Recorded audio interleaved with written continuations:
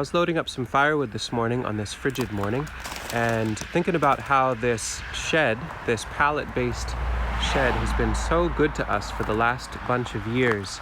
And I thought, it'd be nice to do an update video. And then for a moment I thought, boy, I should really clean up and organize and tidy it up before I talk about how well this has worked. And then I realized, nope, I'm going to share how it is in the exact truth of how it is. It's lovely and chaotic and really functional. So let me get into it.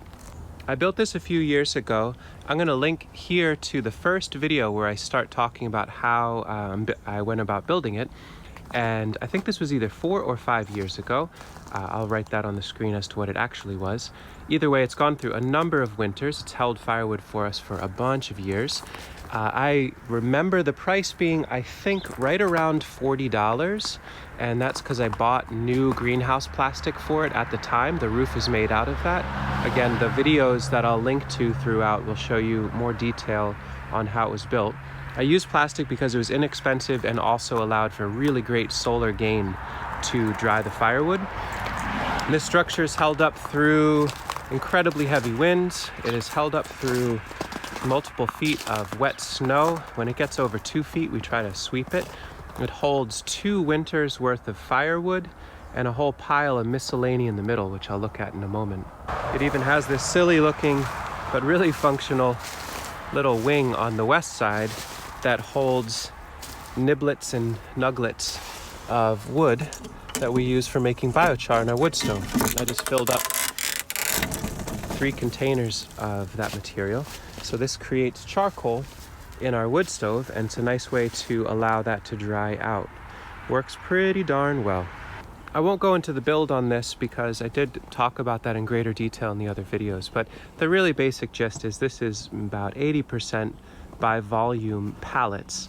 I went to an exercise equipment company not too far from where we are, and they have 7.5 foot long pallets, but this could certainly be scaled to be built out of shorter pallets.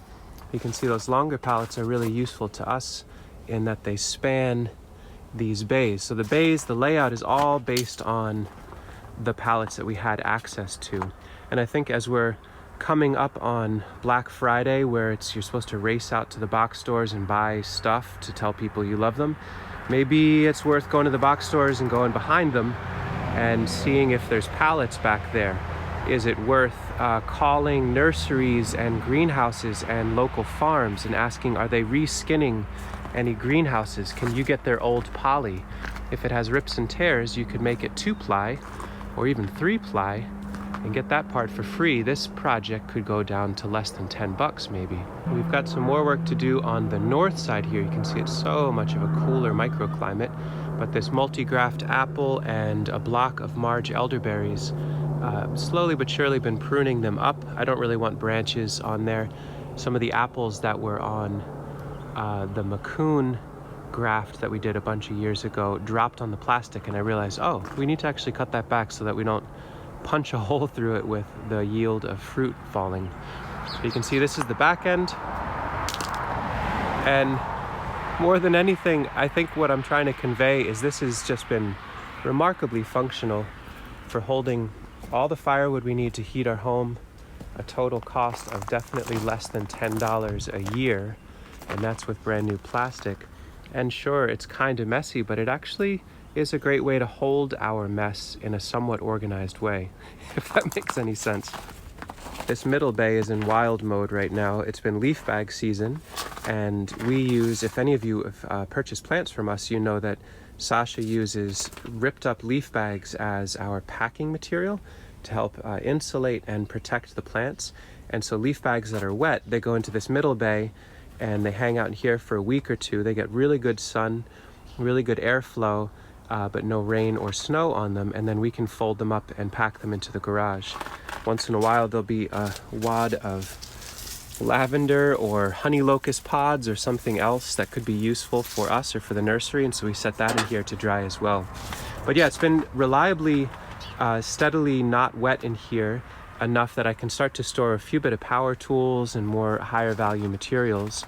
And we even built a very simple lumber shelf on this side that has contact with the ground. There's some bricks at the bottom of that post, And this holds hundreds and hundreds of pounds of smaller sections of lumber, and it's a place for us to store our hay bale twine too, which we use for wrapping local orders. Super useful.